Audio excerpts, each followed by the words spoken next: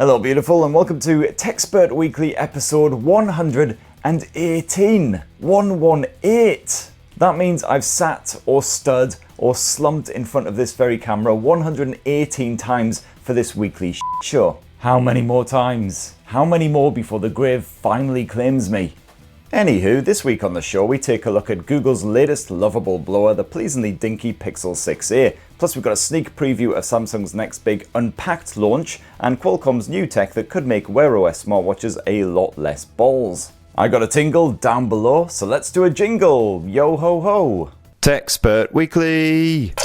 So the big shiny tech launch thing this week wasn't really a launch at all, it was just Google finally getting pre-orders live for the Pixel 6a, which meant we could all actually review the bugger at long ruddy last. And I won't spend ages banging on about the Pixel 6a in this week's show because I've already done your full unboxing and tour and an in-depth camera review and a side-by-side comparison with the Pixel 6 and the Pixel 6 Pro. But in a nutshell, I've got to say I am a massive fan. I've been using it as my smartphone for well over a week now, really enjoying it. The compact form factor is so much nicer than the big chunky bulky Pixel 6. Really impressed by the camera performance as well, got to say, as you will well know if you've checked out my camera review, which of course you have because you're awesome. Goes to show that even with old optics, we're talking years old now at this point as well, it can still absolutely perform, helped along by that Tensor chipset of course. One bad thing is it does tend to overheat a bit when you've got the screen on for quite some time, even if you're just doing quite basic tasks using it, for the maps, for navigation, just messaging, things like that. The gaming performance is proper balls as well, but battery life is fantastic and overall a very enjoyable handset indeed, as long as you're not going to be using it for an hour, 2 hours at a time when it starts to get a bit toasty. And seriously, when this thing gets hot, you do not want to stuff it back into your shorts because it is a proper ball roaster. Anyway, proper shagged out after spunking out all of those Pixel 6a videos in time for yesterday. Kind of struggling to bring those high energy vibes this week, to be perfectly honest with you. I don't even think a plate full of disco biscuits and a pint of Jägermeister could help me right now. So I reckon I'll go curl up into a ball and maybe scream for a little bit until all the demons have been expelled, and then it's straight on to the next one because yet another Samsung Unpacked event is fast approaching, like a sledgehammer aimed directly at my nads. This week, Samsung revealed that August the 10th is the magic date, and the big event kicks off at 2 PM UK time. This teaser image is about as subtle as the aforementioned sledgehammer, confirming that we will indeed be seeing some fresh foldable Galaxy phones, namely the Fold 4 and the Flip 4.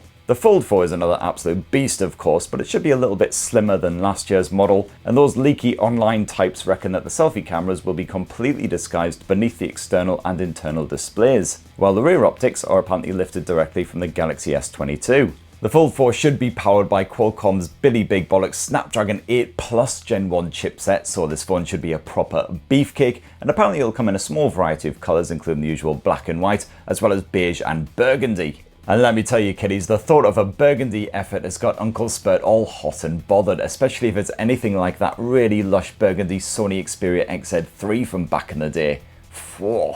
However, don't expect any other real big changes over the Fold 3 from last year. This should be a minor upgrade at best, and of course it'll be really bloody expensive. It'll probably cost you the best part of 3 kidneys, so you better get saving or scrounging right now if you fancy one. If you'd rather have a pleasingly compact bendy phone that's not quite as ridiculously expensive, well pop a squint at the Galaxy Z Flip 4 instead. Samsung's dinky foldable will apparently offer a refined hinge design, making for a less obvious crease in that internal screen. Meanwhile, the external screen should be a wee bit bigger, while performance is again pumped up by a Snapdragon 8 Plus Gen 1. And that energy efficient platform plus a boost to the battery size should mean that the Flip 4 will go the distance no worries.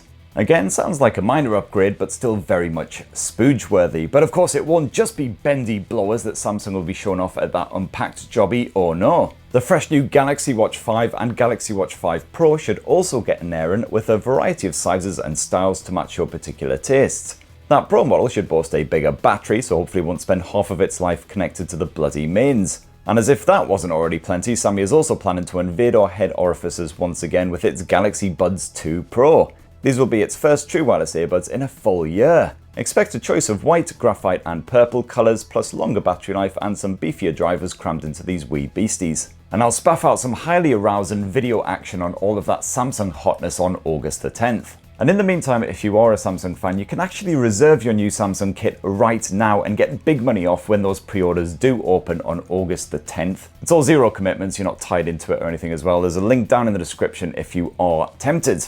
And the other big geeky news spurt of the week is Qualcomm's unveiling of the fresh Snapdragon W5 Gen 1 chipsets for the next generation of smartwatches. And I know what you're thinking, ooh, some hot Friday afternoon microprocessor chat, get the ruddy heck in. I really hope he does a deep dive into the architectural details, better fetch the Kleenex just in case. But the Snapdragon W5 Gen 1 is genuinely worthy of a frantic bout of self-abuse if you happen to be a smartwatch fan, especially if you're fed up with the piss-poor one-day battery life of them Wear OS watches. You see, the W5 Gen 1 is a super dinky and therefore super efficient 4nm platform. That's a significant shrinkage over the previous 12nm platform that Qualcomm was shoving into smartwatches. And in the wonderful world of mobile chipsets, very much unlike the wonderful world of dongs, tinier really is better. And Qualcomm reckons this size reduction will mean half the power consumption as well as double the performance. So we should have support now for 3D watch faces and two-way video calling and all kinds of stuff right there on your wrist.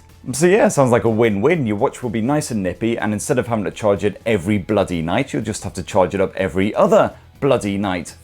Get in. And Qualcomm also spaffed out a W5 Plus version of the new Clever Clogs chipset, which boasts a core processor, and that's basically the equivalent of an intern, picking up all the shitty jobs like dealing with notifications and handling the Bluetooth connectivity, while the main processor buggers off to the pub or the nearest Travelodge with the secretary. And the result of that is even more battery savings, yippee hooray. At the W5 launch, Qualcomm also revealed that the very first smartwatches to boast the W5 chipsets will come from Oppo, as well as Mobvoi, who do those rather nifty tick watches. And in fact, the tick watches are pretty much the only Wear OS wearables that actually have pretty decent battery life to begin with. So here's hoping that the new one will last a full week or so between charges. But sadly, this confirmation does mean we can definitely not expect to see the new W5 chipset stuffed inside of the Samsung Galaxy Watch 5 and the Watch 5 Pro and whatever else they spaff out, so those will be an Exynos special again then, whoop-de-doo. Anyway, that's enough highly exciting tech news for one week, boy howdy, and so now it's time for the part of the show where you are the star. I mean, not really, it's still me, obviously, but I do read out the words what you wrote in the comment section in the previous week's video and then resist the urge to go lie down in front of a f***ing cement mixer. It's viewer comments! Viewer comments.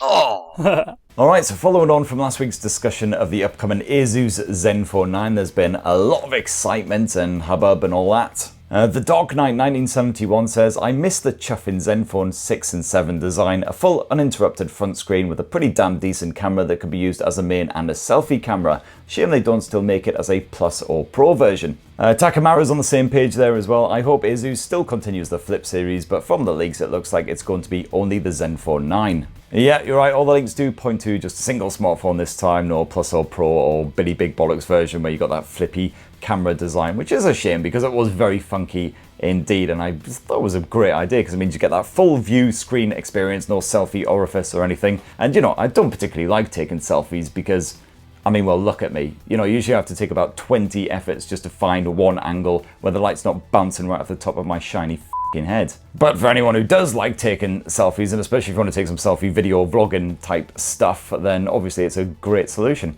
Next up, Melvin says, if the Zenfone 9 delivers on the software support side, then take your S23, your Xiaomi 12S and your Pixel 6 and toss it right into the trash. It's worth $23 right now. Possibly a slightly harsh assessment, but yeah, I admire your enthusiasm, so I'm definitely very excited to share lots of Zenfone 9 stuff next week. Tech Tourist says, the Zenfone 9 already makes me feel regrets for getting the Xiaomi 12X. It's a really good phone so far, but God, I hate moments like this. And this is the problem with technology in general. No matter how dead set you are on a new smartphone, a new laptop, whatever it is, guaranteed the week after you finally bloody lay down lots of money on it, something better will come along. I mean, frankly, just get used to the fact that you're going to be dissatisfied and unhappy most of the friggin' time. That's the joys of being alive. Eve Gorman says, Zenfone 9, another model where they copied the iPhone straight edge look. Yeah, not really sure why that's so popular all of a sudden. It's really annoying. I just really like just the curved contours that just fit your hand. Why does everything have to be sharp corners and straight edges these days? Bag of bollocks. Eves continues, I hope it's less buggy than the 8 as well, apart from the dodgy battery life. It was the dodgy software that made me sell it. Yeah, thankfully I didn't encounter many bugs on the Zenfone 8 when I was using it, but that battery life was absolute cack. It is true, it completely ruined that phone for me. But yeah, as for the Zenfone 9, well, you'll have to wait till next week to find out. Next up, Enier says, discovered TechSpert through the Zenfone 5 or whatever that one with the flippy camera was. That would be the Zenfone 6. The days when phones were still kind of fun, and I actually met with someone the other day who had one of those OnePlus McLaren editions from back in the day with the pop-up selfie camera. I used to bloody love those things, they were a lot of fun. Never not hilarious, that's for damn sure. Next up, Raging Silver says, I remember when a 4-inch screen made a phone compact, lol. Oh mate, tell me about it. Like, I do this best compact phones roundup every single year, and this year, Jesus Christ, I mean, literally, if it's not the size of a laptop, it just about counts as compact these days. Next up, Davin Davis says, Sony had front-facing speakers from the Xperia Z line before HTC with its One and the Boom Sound speakers. While Sony has never had the volume like HTC, their quality wasn't that far behind. Yeah, I think you're right. I think actually the Sonys might have had the front-facing stereo speakers before the HTC Boom Sound shenanigans, so ding ding ding, we have a winner. Bloody love those Sonys from back in the day, man. Jed Bullet says, Uncle Spurt, you'll be pleased to know I am loving the Poco F4, flagships can now do one. Oh, and also I'm flying to Jamaica bloody Bay next week. Ugh. Well, hopefully you're still managing to somehow stream this show from your sun-kissed beach with your hollowed out coconut filled with delicious cold booze. Jammy twat. Tippity Top says, should I go for the Poco F4 or the Poco X4 GT? I just want a device to play games.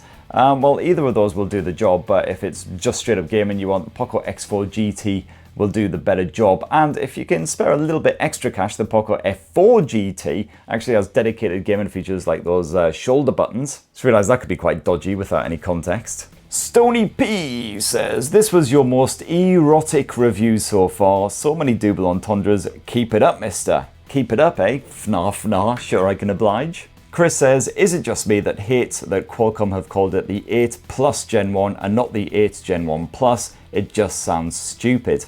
Chris, mate, you echo my sentiments precisely. Yeah, in fact, are you me? Did I write this comment last week and I was just so drunk I can't remember? Yeah, it is bloody stupid because every single time I say that name on camera, I f it up. I always go Snapdragon 8 Gen 1 Plus, and then I'm like, no, that's not what it's called. I love you, Qualcomm, your chipsets are amazing, but seriously, whoever you have naming these things, you need to sack them right the f off. Next up, The Lonely Loner says, great timing right in the middle of the Manchester United game. This show is way better than the United form. Sunderland hasn't exactly had the most sterling pre-season. Yeah, we got smashed by Bradford 2-0 earlier this week, which is less than great. But at least the England ladies are doing absolutely f***ing wonderfully in the cup, so fingers crossed they'll go the distance. Etienne says, next time you're in Belgium, try Mort Sabit cherry beer. It's absolutely lush. Hard agree, sir, and in fact, if you hang on just a second, I've actually got a Mort Sabit glass, freshly liberated from the bar that I drank it in, and I've got to say, it's the very first fruity beer I ever tried where I thought it didn't taste like puke.